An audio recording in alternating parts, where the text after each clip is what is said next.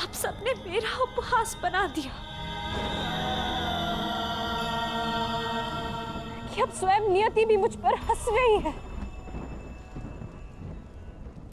क्या स्त्री एक विजेता का स्मृति चिन्ह है कि एक पल दिखाकर उसे प्राप्त करता है,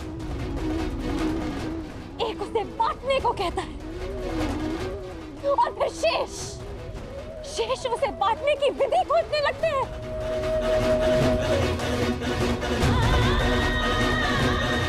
महाबलशाली वृकोदर भीम, जिसने एक विशाल वृक्ष उठाकर मेरी रक्षा की चुनौती ली थी, पवन वेग से युद्ध किया, क्या वो उस पांचाली को उसका मान बनाए रखने का आश्वासन नहीं देगा? जो पांचाली नियति की आंधियों में उड़ी जा रही है, क्या यही इस पांचाली का प्रारब्ध है आर्या?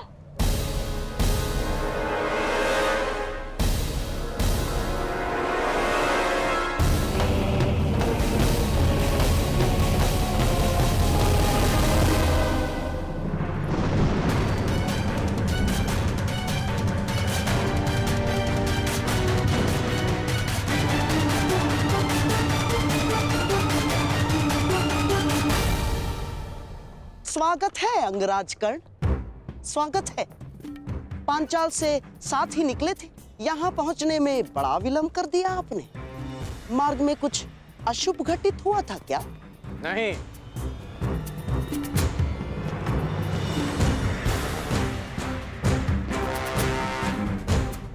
परंतु आपके इस भांति मार्ग में आने का अर्थ है कि यहाँ अवश्य कुछ अशुभ घटित होने वाला है।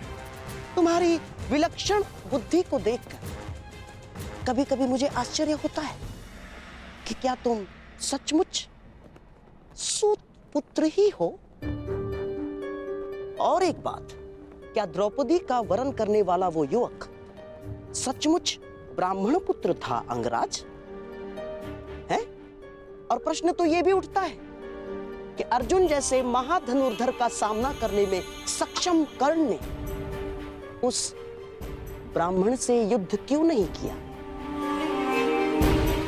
अर्थात परशुराम शिष्य को पराजय का भय हो ही नहीं सकता।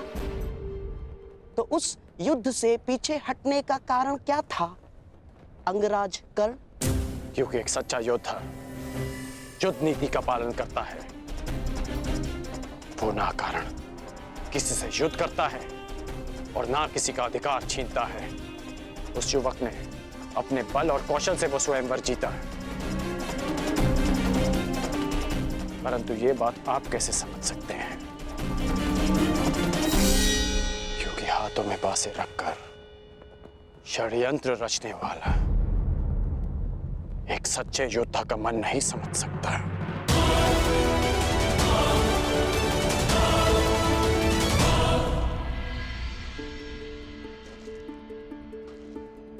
पांचाली,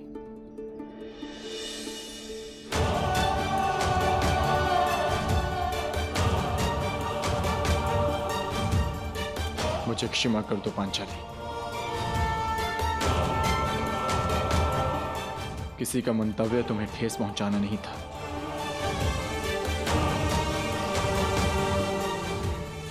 स्त्री का मान ओस की बूंद की भांति होता है आर्य। भूमि पर गिरी और अस्तित्व समाप्त।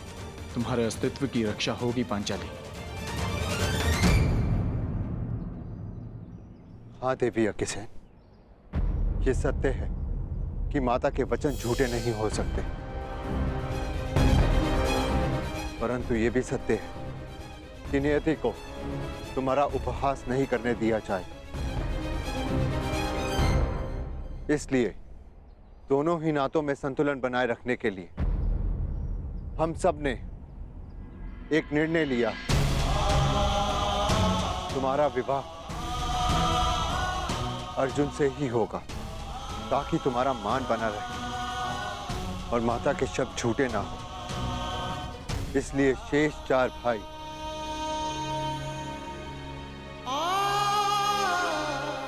संन्यास लेंगे, संन्यास लेंगे, संन्यास लेंगे।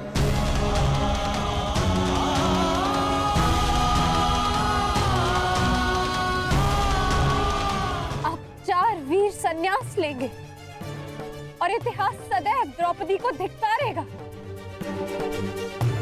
कि पांचाली ने गृह प्रवेश करते ही पांचों भाइयों को बांट दी। मुझे समझ नहीं आता कि आप लोग कोई सीधा सा हल क्यों नहीं ढूंढ लेते। माता ने जो कुछ भी भूलवश कहा उसे भूल क्यों नहीं जाते आप लोग? ये संभव नहीं है देवी। माता के शब्दों को काट पाना हमारे वश में नहीं। माता के निवेदन पर भी यह संभव नहीं। माता के शब्दों का स्पष्ट अर्थ था कि हम पांचों भाई तुमसे विवाह करें। बस!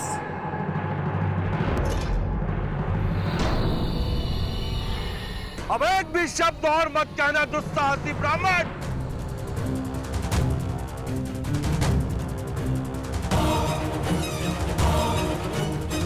पांचाल नरेश द्रुपद की पुत्री का इतना बड़ा अपमान करने का दुस्साहस कैसे किया तुम सबने?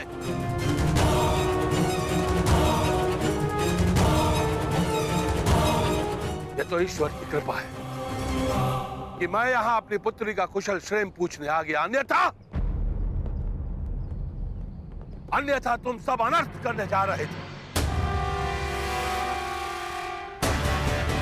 पुत्री, तुम इसी क्षण पांचाल की ओर प्रस्थान कर रही हो और मैं युद्ध में इन सब का वध करूंगा।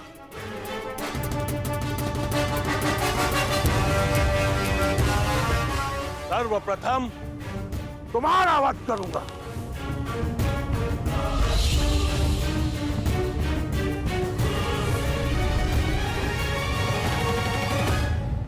ठहरिए पांचाल नरेश।